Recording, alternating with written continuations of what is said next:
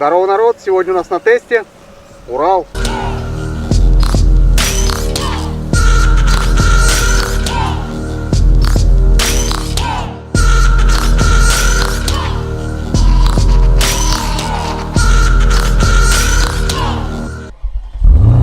Итак, народ, давайте начнем рассматривать мотоцикл Урал.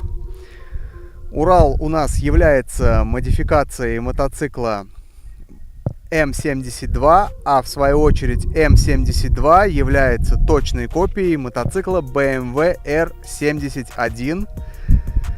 В свое время Советский Союз довольно успешно скопировал данный мотоцикл и, присвоил его, можно сказать, себе без лицензии. Почему на тот момент был взят мотоцикл BMW R71 немецкий?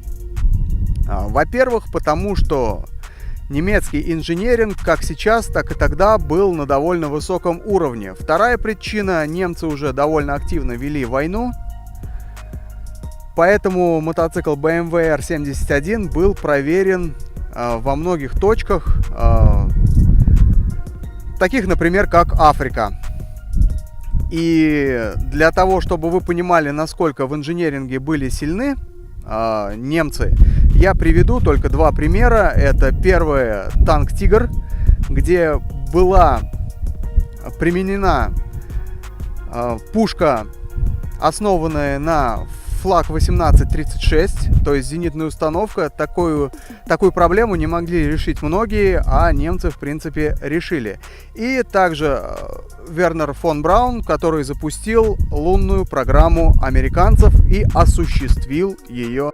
И, в принципе, две версии было поставки данного мотоцикла BMW R71. Точнее, их было много, но основные версии две. То есть немцы сами подарили мотоцикл Советскому Союзу. Второй, то есть мотоцикл был украден с территории какой-то там дружественной страны и привезен, разобран и собран снова точной копией с небольшими техническими изменениями. Сразу тут стоит сказать, что не только Советский Союз взял данные разработки, в Китае до сих пор производится данный мотоцикл по лицензии, и также Harley-Davidson не упустил возможности поставить данный двигатель на свой мотоцикл, потому что, я еще раз говорю, надежнее на тот момент опробование в боях, то есть мотоцикла не было. Дальше стоит поговорить про какие-то технические составляющие данного мотоцикла. Здесь два цилиндра, оппозитный двигатель. Вот в данном мотоцикле 36 лошадиных сил, больше 600 кубов. И давайте рассмотрим его для начала поближе. Я думаю, двигатель вы сами здесь видите, да? Оппозит, два цилиндра. Если мы возьмем, например, обычное управление, то есть рулевое управление при посадке на мотоцикл, здесь все обычно, как на обычном мотоцикле, нет никаких там каких-то сложных задач, которые приходится решать водителю. Я почему говорю про это? Потому что был на некоторых советских мопедах и газ, который нужно было регулировать, то есть нажатием пальца. То есть, сами понимаете, да, мотоцикл не новый уже, а разработка вообще, примерно у немцев выпускалась с 1938 по 1941 год, а у нас выпускались данные мотоциклы по 90-й, по-моему, год. То есть, потом они продавались еще долгие годы, но выпускались, по-моему, по 90-й год. И еще сейчас новые модели мотоциклов Урал есть, но это уже совсем другой, можно сказать, мотоцикл. Кстати, совсем недавно я слышал, новый Урал купил у нас актер Брэд Питт. Не знаю, насколько это правда или нет, напишите в комментариях. Давайте сделаем небольшой обзорчик по верху. Начнем, как обычно, сверху. Здесь у нас ручное сцепление. Справа у нас рычаг ручного тормоза. Газ также имеется справа. Спидометр. И сцепление и ручной тормоз, как обычно, как и у всех мотоциклов, вмонтированы зеркала заднего вида. Седло мотоцикла, то есть разные модели, модификации точнее мотоцикла, то есть изначально мотоцикл назывался М72, потом уже появилась приставка Урал, ну и Днепр также можно назвать копией BMW R71. Седло не всегда ставилось такое, были и раздельные седла. То есть, но вот на этом мотоцикле такое. Сзади все имеется, задний стоп. Я думаю, объяснять не надо, потому что по ежу было много вопросов, а можно ли ездить на мотоцикле иж Юпитер 5 сейчас. С точки зрения закона, на этом мотоцикле также можно, если вас такие вопросы беспокоят, ездить можно. Как вы видите, здесь можно поставить номер, здесь есть ближний и дальний свет, здесь есть, в принципе, задний стоп. Коляска стоит отдельного упоминания, так как в этом мотоцикле практически больше 600 кубов. Прет он просто зверски. Как бы здесь имеется кардан, то есть никакой цепи, естественно. Я не знаю, вот камера передаст или нет. И здесь имеется вот в этой модификации задняя передача. То есть не все Уралы у нас были оборудованы задней передачей, но вот у этого Урала она имеется.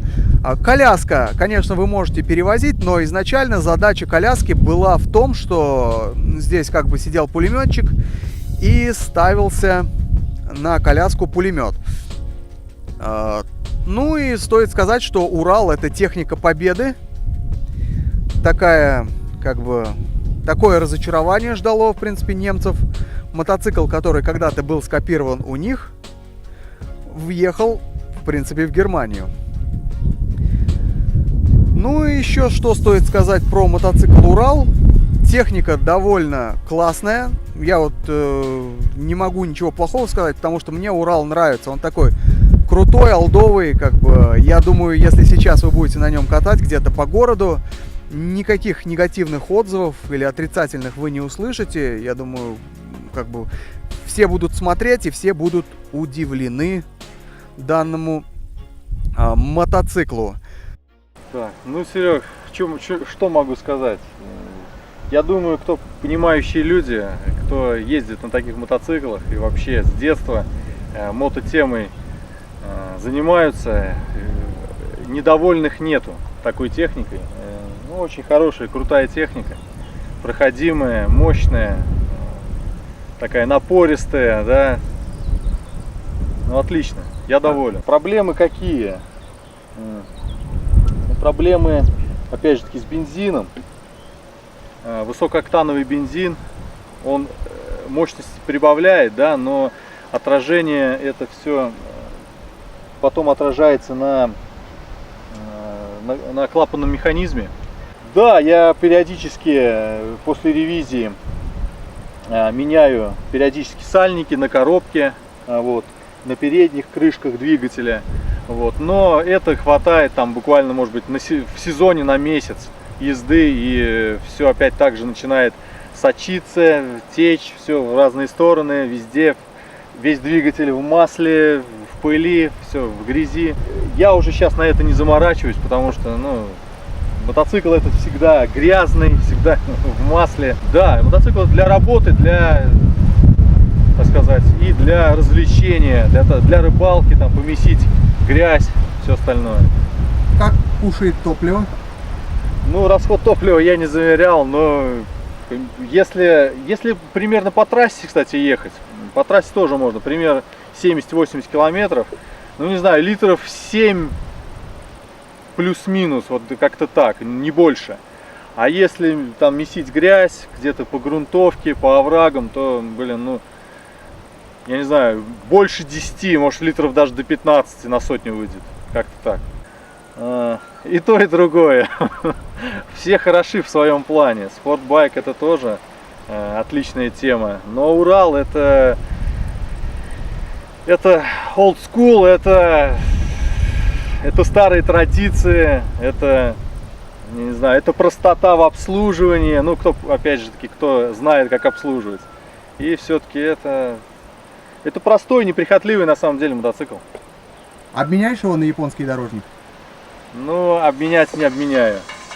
Его не обменяю точно. Он у меня будет постоянно. Вот пока у меня есть силы, пока у меня есть задор, я всю жизнь, наверное, буду ездить на нем и радоваться. Итак, народ, по езде на Урале чувствуется это огромный, просто здоровый мотоцикл после... Ну, я езжу на Ямасаки Блейд и Юпитере, то есть он реально большой, ты чувствуешь себя на нем очень круто.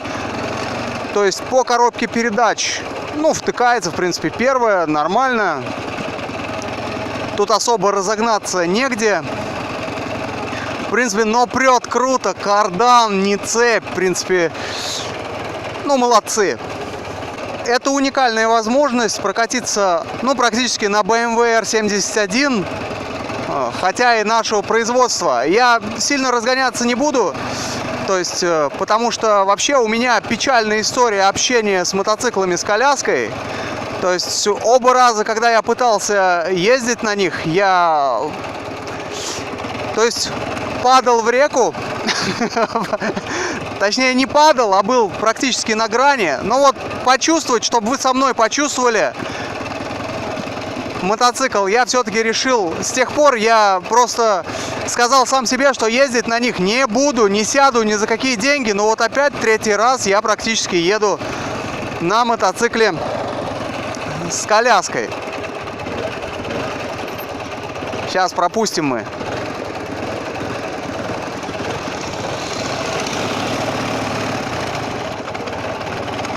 Вообще техника классная. Техника классная. То есть чувствуется мощь вот этого мотоцикла. Работает. Работает, в общем, как обычный нормальный четырехтактник. В принципе, мне нравится работа. Ну и большой плюс, что на данном мотоцикле вы можете, ну, грубо говоря, месить грязь, так как он для этого и создан, то есть создан для военных целей.